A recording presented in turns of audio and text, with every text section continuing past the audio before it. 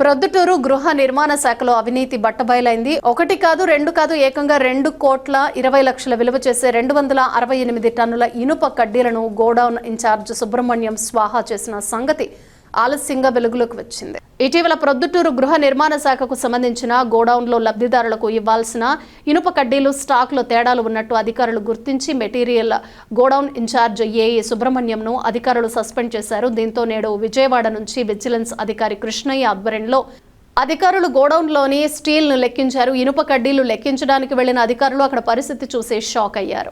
రికార్డుల ప్రకారం 270 టన్నుల స్టీల్ ఉండాల్సి ఉండగా గోడౌన్లో కేవలం 2 టన్నులు మాత్రమే స్టీల్ ఉండటంతో విజిలెన్స్ అధికారులు అవాక్కయ్యారు. దాదాపు 268 టన్నుల స్టీల్కు ఎటువంటి లెక్కాచారాలు లేవని అధికారులు తెలిపారు. ప్రస్తుత పరిస్థితుల నివేదికను ఉన్నతాధికారులకు అందజేస్తామని విజిలెన్స్ అధికారులు తెలిపారు.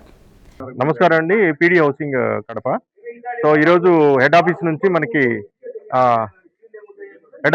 మనకు విజిలెన్స్ సంబంధించిన వింగ్ సంబంధించిన అధికారులు ఈరోజు రావడం జరిగింది.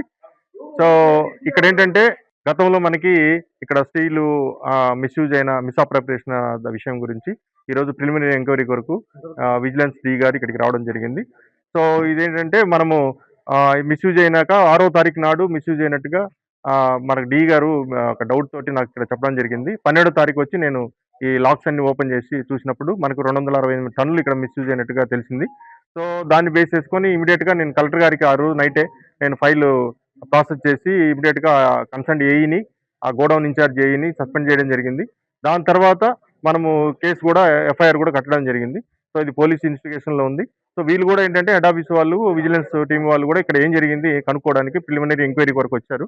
సో దీన్ని బేస్ చేసుకుని వాళ్ళు కూడా యాక్షన్ తీసుకోవడం జరుగుతుంది.